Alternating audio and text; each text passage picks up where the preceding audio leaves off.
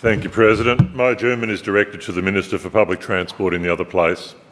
With the federal election fast approaching, politicians have realised that the outer west of Melbourne is one of the country's fastest growing regions and that its residents are not happy and are eligible to vote.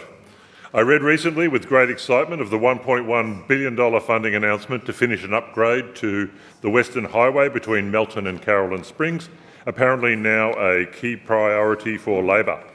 The Federal Minister for Infrastructure advises that the number of vehicles on that highway will grow to nearly double, i.e. 200,000 vehicles per day, hence the upgrade.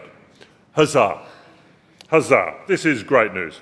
Great to see the Outer West getting some much needed attention and great to see that investment in our roads. We need more road infrastructure.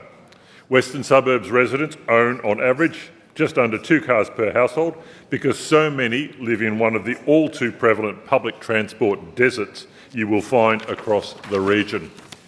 The problem is that roads do tend to beget more traffic.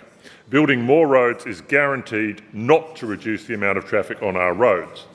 Without sounding ungrateful, I can't think of a single motorist in the West who is excited by the prospect of 100,000 more motorists being added to the roads they use within 5 years.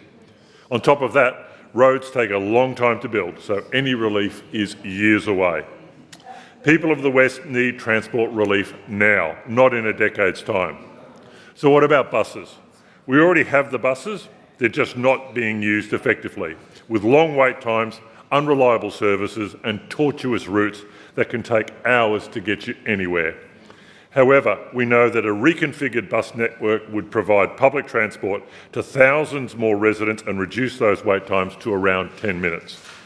It would not only provide a means to get to work, to school, to shops, to medical appointments, it would also provide tangible cost of living relief to households forced to rely on public transport and take some 40,000 cars off the road every day.